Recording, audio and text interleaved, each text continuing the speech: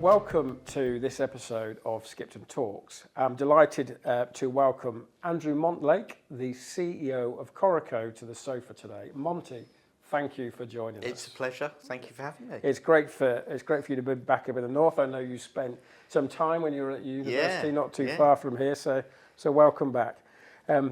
Let's jump straight into the questions. I'm interested in, tell us about Monty's career and how you've got to where you've got to today. I'm still trying to work that out, actually, Paul. Yeah, it's really interesting, isn't it? Because everyone always says in this industry, you don't wake up and think, I'm going to be a mortgage broker. Yeah. You do fall into it. So I left Leeds, actually, with ideas of going into an ad agency and doing PR and marketing, funnily enough. Right. But when I joined there, it was a long time ago, 1992, which shows how old I am. And there was a bit of a recession, so there were just graduates in the post room.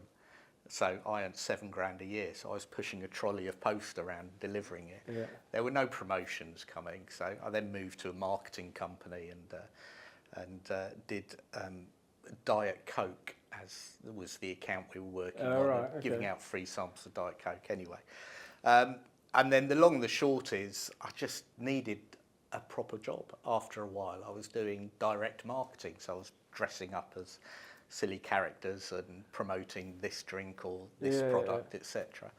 And I saw an ad with John Charcoal that just said, we want some admin people, and I thought, financial advice, I've always sort of been quite interested, and that was it. I went in, and once you're in, you can never leave. So you're into, I just want to check, were you the guy in the Diet Coke advert back in the 90s? No. No, okay, all right. No. Just for the people watching, they could be curious about that. So no. I thought I'd get that question out. So you're into financial services, admin. Yeah. And so what made you stay? It was the environment. So it was, it's very different to how it was now. So as admin, if you weren't in by 8 a.m. and you were in trouble, and if you left before about 8 a.m., you're also in trouble. Yeah. The old joke was if you left at like 7 o'clock, people go, "Oh, you're going for lunch." So it's a totally different regime to where it is now. But the people were fantastic. Yeah. And especially at that time, it was a lot of the brokers there that I was surrounded by were the people who are now running big companies, whether it's Mark Harris at Savills or Kevin Duffy, or these were legends who you look up to and think, wow, I want to be like them. And I just enjoyed it, and I enjoyed the rapport that they had with clients.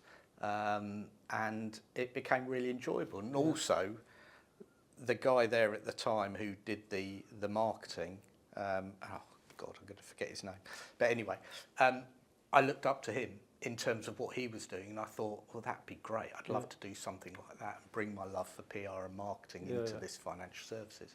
So it took a while to knock down doors and become a broker, but then that was it really, and I just really enjoyed it. I really enjoyed the picking up the phone and not knowing who I was going to speak to. Yeah.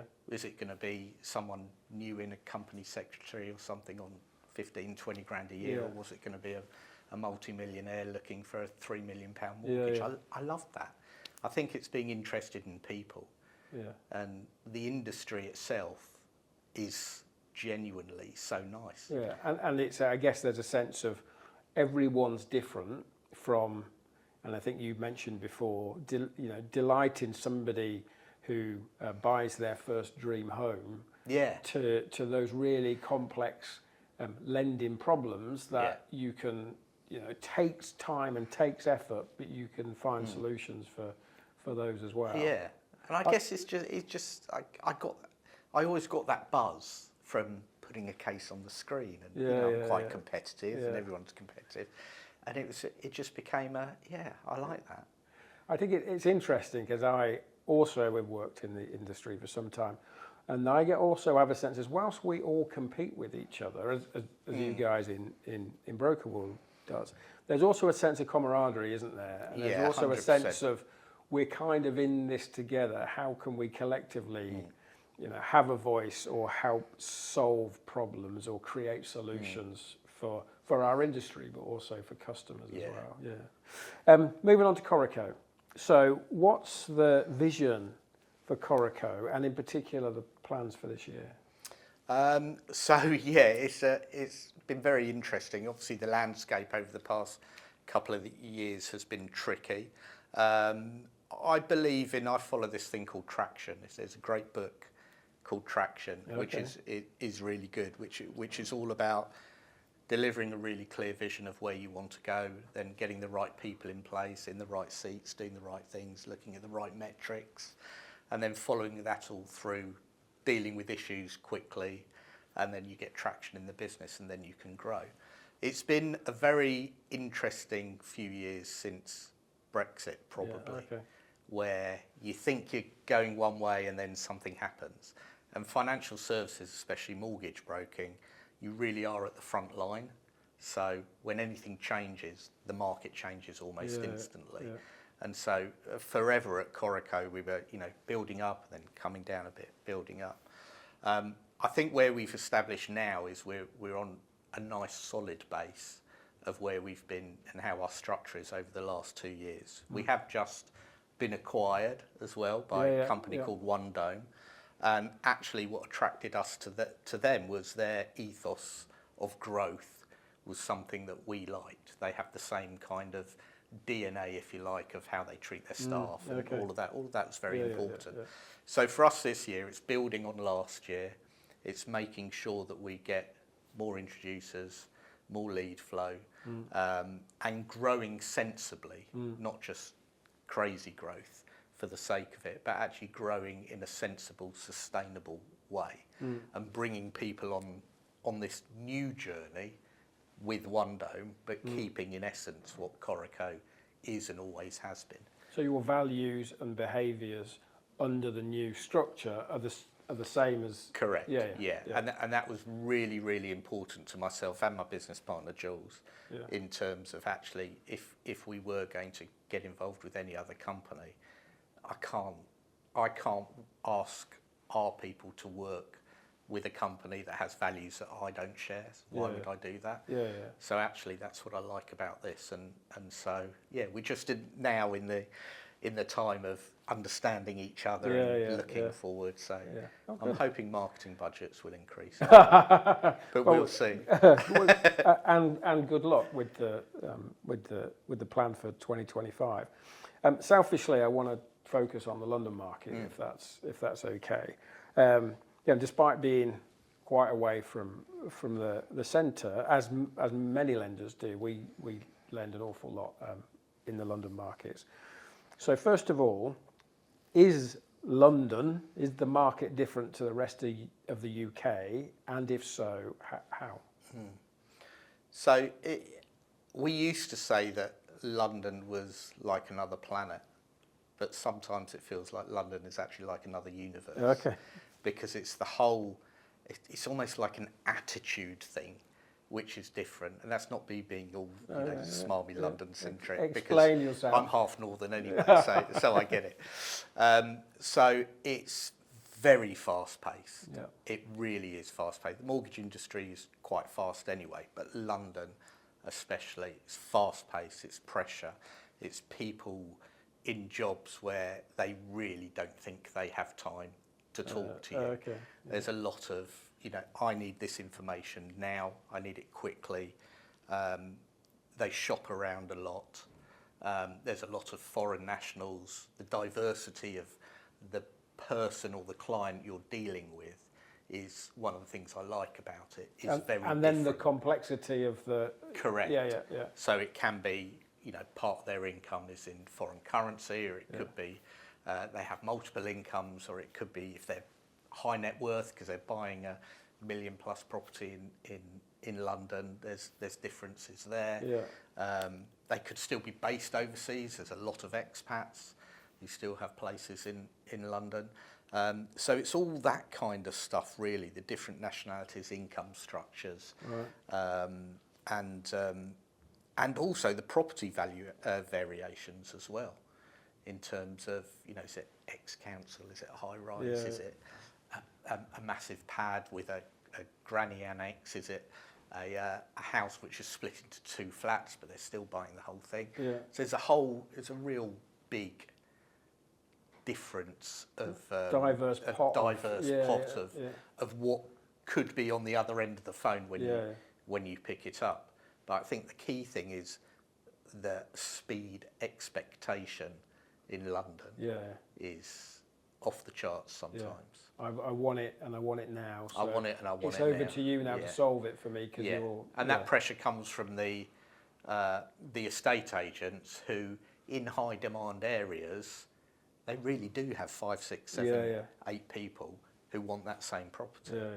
So although it's not as pronounced as it was maybe 5, 10 years ago, certainly pre-Brexit, that was a case of almost every property went to sealed bids or those kinds of things.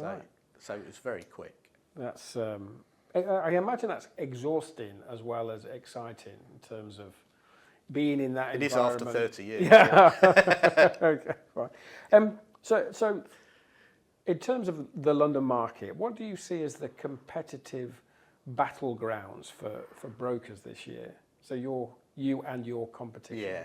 Yeah. So it's good. And again, it's what comes back to your first question about the industry. It's quite different to how it was 20 years ago. We all talk now. A lot of the brokerages talk. Yeah. And there is that camaraderie. So that there is, first and foremost, there is enough business for everyone. Right.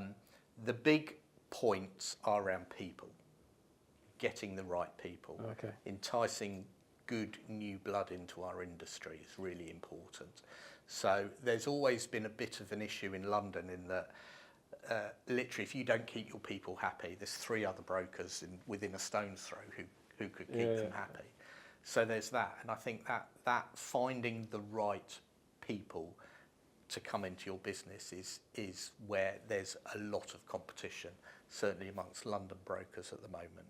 And is that as simple as whoever pays the most, or do the values and behaviours and the ethos of the organisation, does that still play a key part in an employee's decision to stay or move? Or I think it's got better.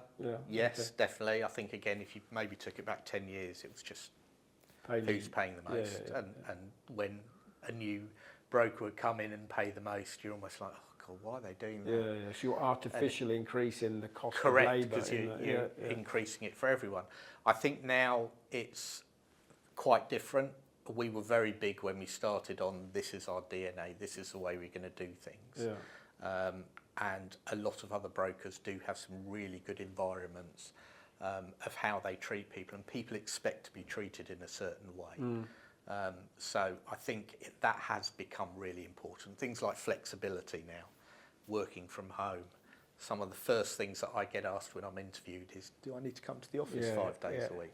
And if the answer is yes, they're just not interested. It doesn't really matter what you pay. What is the answer at the moment? Is that a balance or is that... It's a balance, yeah. I mean, if you're a new...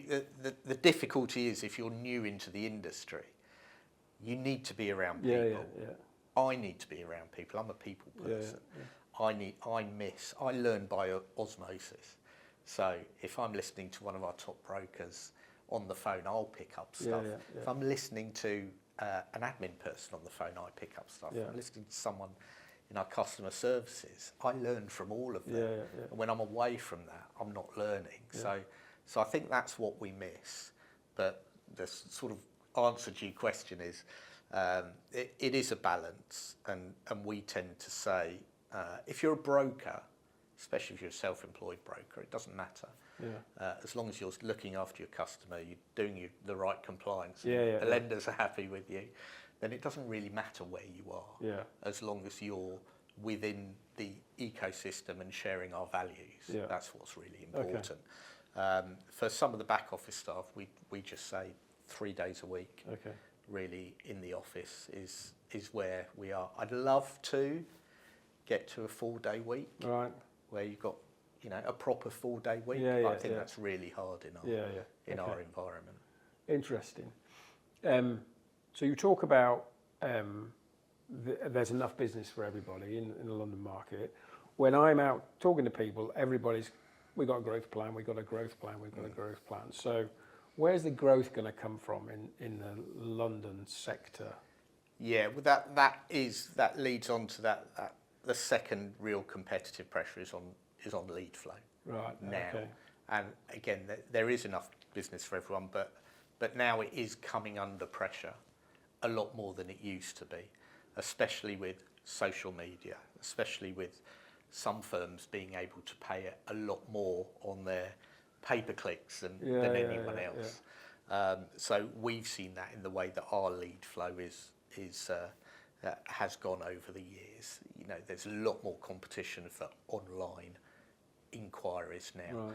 Right. Also, the other thing you've got, especially in the last couple of years, which I think will continue, is consolidation. Oh, right. So estate agents are being bought by bigger companies who might have their own Advice business. So we just lost a big estate agent, just simply not because they were unhappy, just because they were bought. Yeah.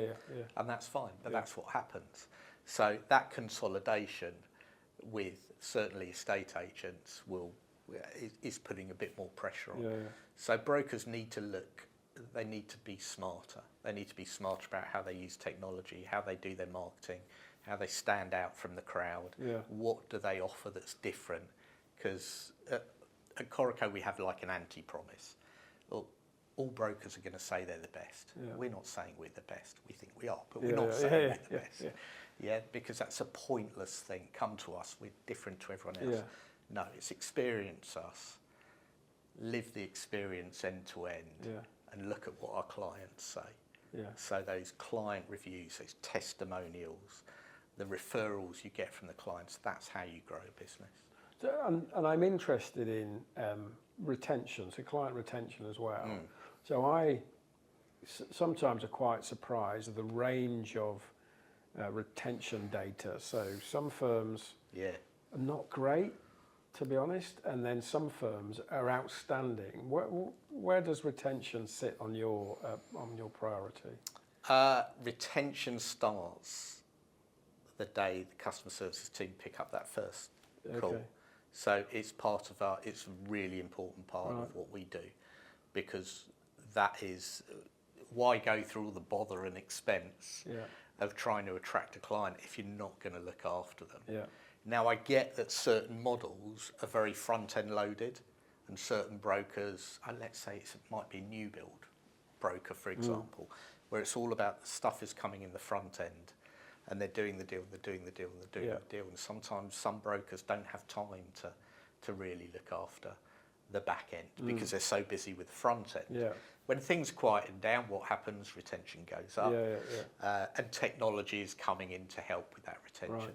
But for us, it's always been really big. So we retain around about 65%, 65% of our client base. If you take out those who are selling where there's not an opportunity, it's probably about 70 to 75%. So it's a very important part of what we do. But you've got to really live retention from the very first moment. Around how you deal with the customer. Why would that customer come back to you? And then we contact every single one of our clients by phone 6 months before their rate expires. So you build it into your organisational ethos or your operating model. And we have a fabulous person who looks after that. Good. So going back to you, what advice would you give to budding Monties right now? When I wrote this question down, I had a little giggle about that. Does anyone want to be a budding Monty? I wouldn't. They knew what was in here. They wouldn't want to. Right. So yeah, I have thought about this, and don't try and be something you're not. When you start off, you might look at other people and say, I want to be more like them. I need to be this. For me to succeed, I need to be. You don't. You just need to be you. Everyone's brilliant. Everyone's imperfect. Everyone has character. And when you deal with clients, actually it's that they buy into. They're buying into you. So I'd always say be authentic, because authenticity sells. And people nowadays can spot a mile off when you're not being sincere or you're not really meaning what you're saying. Yeah. So I think that's a really big thing. I would say to me, listen to your gut more. Oh, right. Okay. And trust your instincts Right. and back yourself. I think there are some things I've done where actually I could have done it differently. I knew I could have done it differently and I should have. Yeah. But there's that. It's like imposter syndrome. Yeah, yeah, absolutely, yeah. Fascinating. And if I can add one as well, we have access to such a rich, deep range of insight and resource in our industry. Going back to that collaboration point earlier, don't be afraid to ask for somebody's view or insight as well, because we're usually happy to share. Yeah. Okay. That's a great point, and I would say, because this wasn't around really, the Working in Mortgages mentorship scheme. Yeah. Get involved in that, get a mentor, and that's something I wish I had had. Yeah. Brilliant. Last question, then you're off the hook. General question, what is your one wish for the industry this year? You can have three if you want, but do you know what? Just be kind. Okay. Just be kinder to each other. Work together. There's so much power in all of us as an industry working together. I'm very passionate about this industry. I do believe that amongst industries we are a bit of a shining light, and sometimes we don't shout about it enough. Sometimes we're a bit embarrassed about it. Actually, when we work together, whether that's broker and broker, broker and lender, lender and lender, we can achieve great things. And I think if you look at the D&I stuff or Working in Mortgages or any of the collaborative stuff we've done together, it's fantastic. And actually, if everyone was just that little bit kinder to each other and to themselves, I think the industry will be in a good place. Brilliant. Listen, genuinely enjoyed our conversation today, Monty. It's fascinating. I hope you enjoyed this episode. If there's anything you'd like us to cover, please let us know. Share your thoughts and comments below. Like, comment, and subscribe.